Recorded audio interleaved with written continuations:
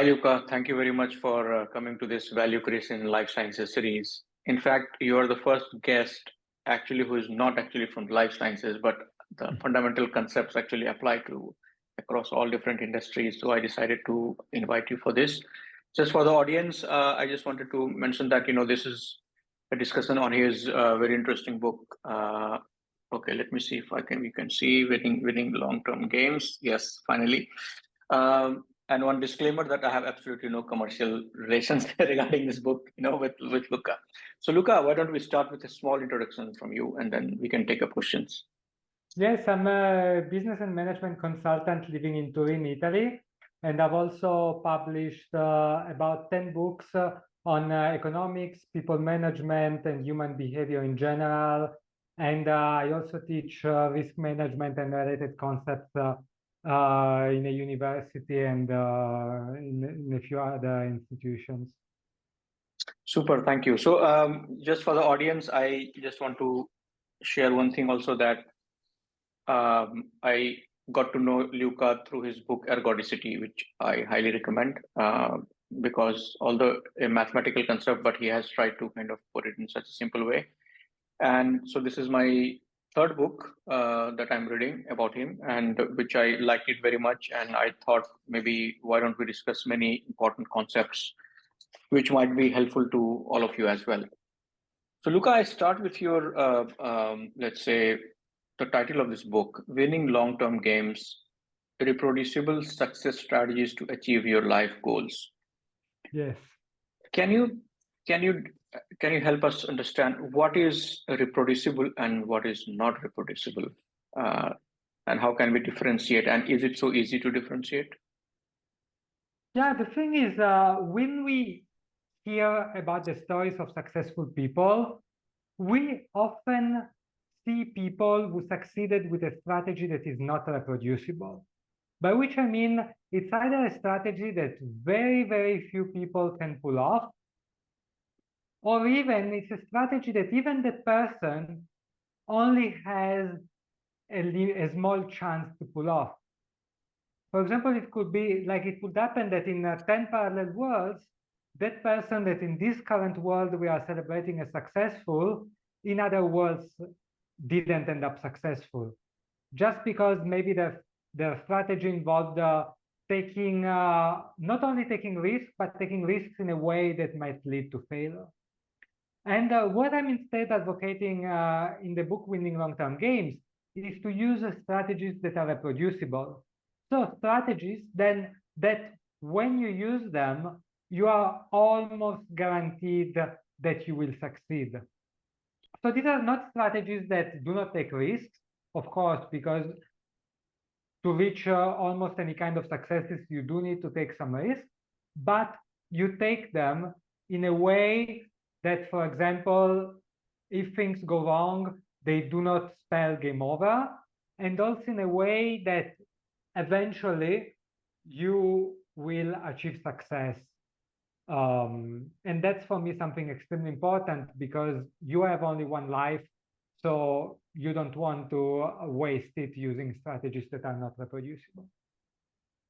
So, for example, if I understand you correctly, if I take an example of, let's say, very successful people like Elon Musk, and I think, somewhere you also had written one post about him. So does it mean that he's very successful because his strategy is non-reproducible and I shouldn't? First of all, there is an element of skill as well as luck, right? And Elon Musk is highly skilled. So in order to, if you say that he's successful because he has more non-reproducible strategies and I shouldn't follow him, or are there any chances that I could follow some elements that I can leverage to be successful in my life? So let me make an example with investing. There are two types of investors who are successful. The one who make a very concentrated, high risk, high reward bet. And well, that's obviously a non-reproducible strategy. those are basically going all in, and if they win, they will be celebrated as successful, and if they don't, we will forget about them. And then, of course, there are other investors who are extremely skilled, and they take a succession of calculated bets that eventually lead them to success. Of course, they will not win all of the bets, but they take the bets in such a way that they can afford to lose some, and the winners will pay for all the losses and bring them to success. However, the thing is that if you want to invest, like that's quite interesting, because investing definitely requires some level of skill. And if you look at all the most successful investors, they are probably all extremely skilled. But it's not just skill about understanding which bets can be winners and so on, but it's also skill in managing risks. Because to become very successful, it's not something you can do in 1 year or in 2 years. It will probably take a decade at the very least. One of the reasons why, if you think about Warren Buffett, one of the wealthiest people on earth and the wealthiest investor, one of the reasons why he's extremely he's extremely wealthy is because he's extremely skilled. But another reason is because he's also extremely survivable. He stayed in the game for I don't know how many decades, 4, 5, and whatnot. And that's what's allowed his returns to compound. The same compounding rate held for less time would have brought much lower returns. So to become very successful over the long term, you also need to stay there for the long term, you also need some survival that can only be achieved through proper risk management. And so I think that we often need to distinguish like skill that is used to increase one's potential and one maximum outcome, and the skill that's used to properly manage risk so that you also lower your floor, the floor of your outcomes. And then, of course, when you use your skill to do both things, that's when you can really be successful and be almost guaranteed of being successful. So you mentioned Elon Musk before. Elon Musk, extremely successful person, extremely talented and skilled person, and also hardworking and determined, could do a little bit better with risk management. Why do I say that? Because he, even himself, he said that at least once or twice, Tesla was weeks away from bankruptcy. And whenever you hear such a statement, it implies that there was an element of luck, for sure, which again doesn't take anything away from the skill, but that's in addition to that. And so I posit that if he had a little bit more risk management skills, he would have been just as successful, but be more certain of being successful. And this is very important because a lot of time when I talk about risk management, people tell me like, yes, Luca, risk management is important, but we also need people like Elon Musk that bring extreme benefits to society. And I'm like, totally agree. And why do we have just so few people like Elon Musk? And the reason is because people like Elon Musk have poor risk management. And if they were a little bit better at risk management, I believe that we would have many more Elon Musks. Got it. So you talked about this example of Warren Buffett, right? And also you talked about, let's say, an investor who has a concentrated portfolio. In fact, if for example, if you listen to Warren Buffett or also late Charlie Munger, initially they talked about that, okay, if you are a naive investor, then you should better focus, buy an index fund. You can diversify, your risk. But as you become very skilled, you better focus on concentrated portfolios, right? Now, I also know that, for example, there are some other investors like Mohanis Pabrai and I think Guy Spear also, who I think follows a lot what Warren does, to that extent that they also try to copy exactly the same way they send letters, handwritten letters to the people and all that, right? I don't know about Guy Spear much, but at least for Mohanis Pabrai, he has publicly discussed that. Okay, he was successful because he just cloned Warren Buffett's strategy, actually, or the way, Uh, so, but when I discussed this, and okay, an important point was that when he was asked that why don't then every people do it and be successful, and he said that because we all have our own ego, which prohibits us from copying somebody, and we feel that okay, maybe my strategy or my thinking is better and so on. So coming back to that particular point of where you mentioned that, let's say, investor getting into a concentrated portfolio, actually you see that these large investors are actually getting into a concentrated portfolio. Plus, there are also investors who have tried to copy and they have been successful. I don't have exactly those knowledge that what are the elements that he tried to copy, but coming back to the discussion of the reproducible and non-reproducible strategies, how do, if you have to write in two columns, right, for a layman to understand that okay, these are reproducible, these are not reproducible, is it possible to define that okay, reproducible strategies are those that has more element of skill involved and less of luck, whereas non-reproducible would have more of luck? Or how do you then kind of define so that it is easy? Or is it also possible that non-reproducible has more of tacit knowledge, which is not easy to kind of copy? So how do we clearly identify reproducible and non-reproducible? Yeah, well, what matters is the level at which luck applies, because if you are good at, for example, investing necessarily requires some level of luck. Like there is an influence of luck, because investing, you're making bets. Of course, you're trying to stack the odds on your favor, make your research, and so on. But at the end of the day, every time that you make an investment decision, it's a bet, and there is a luck element. The thing is that the good investors make bets in a way that they are almost guaranteed success, whereas the naive investors make bets in a way that success might or might not come. And that's the difference. So the reproducible is not about avoiding luck, but it's about trying your luck.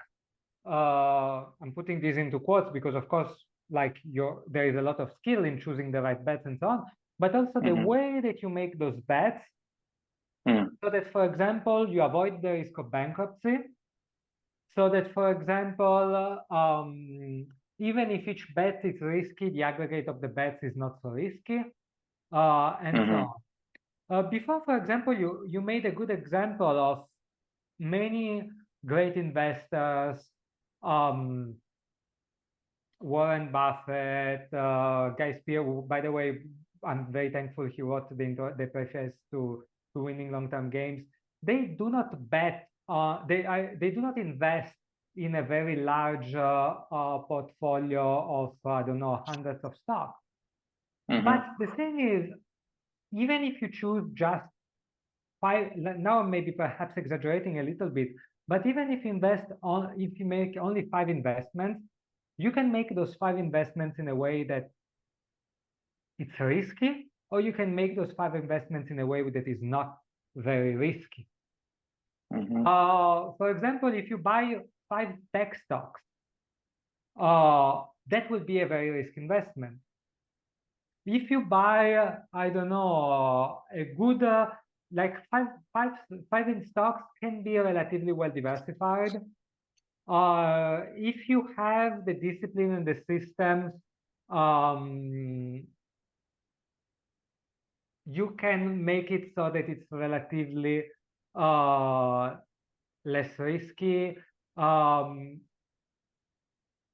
so on. So it's not like we need to go very deep into how things are done. It's not like a very simple checklist where you can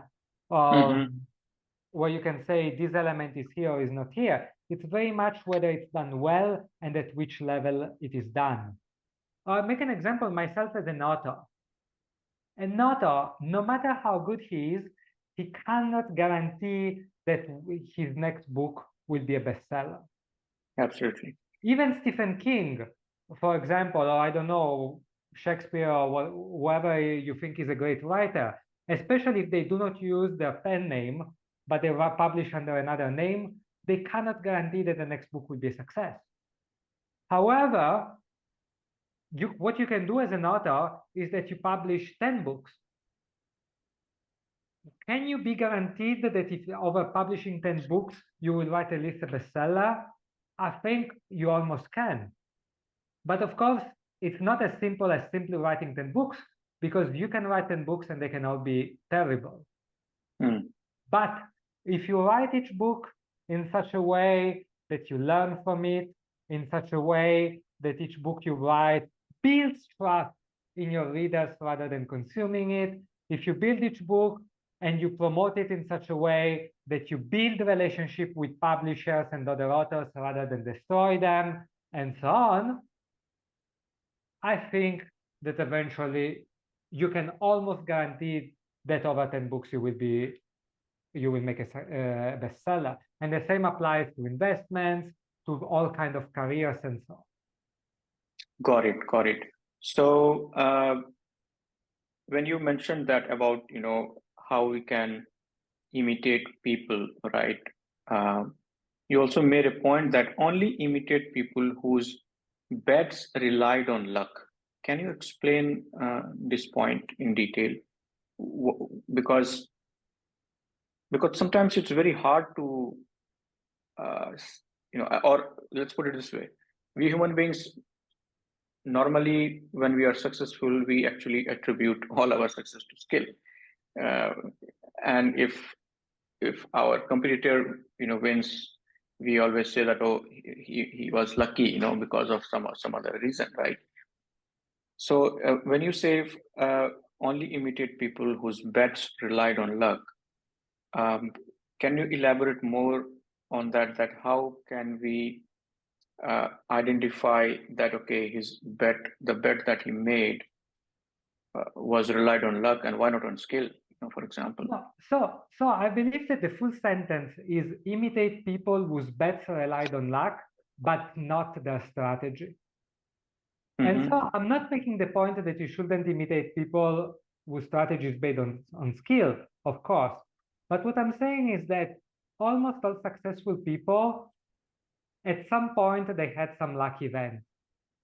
But the difference is that some people had the strategy that could have been where they could have a positive outcome, or they could have had a negative outcome for their strategy, for their life. Whereas there are other people in which, of course, there were some events that were lucky or not, but their outcome was guaranteed. And what I'm saying is imitate this second type of people. Again, going back to the example of writing books, if you take the single book publishing event, whether that book becomes a bestseller, there is a luck element. But if you look at the author over the course of the career, there are some authors in which it's almost guaranteed that over their career they will publish a bestseller. And what I'm saying is, if it does, instead of imitating those authors which use a strategy in which they might or might not be successful, and that depends on luck. Right. So this is the difference. It's about, for one example, it's about making enough bets so that you can guarantee that at least one is successful. So you see, at the level of the bet, there is the luck element.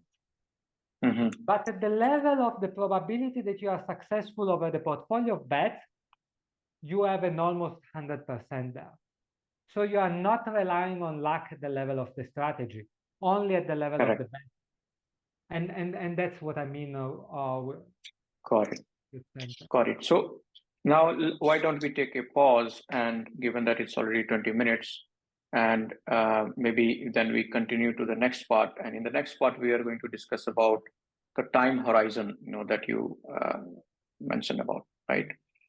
So I'm going to pause it and we'll connect it again.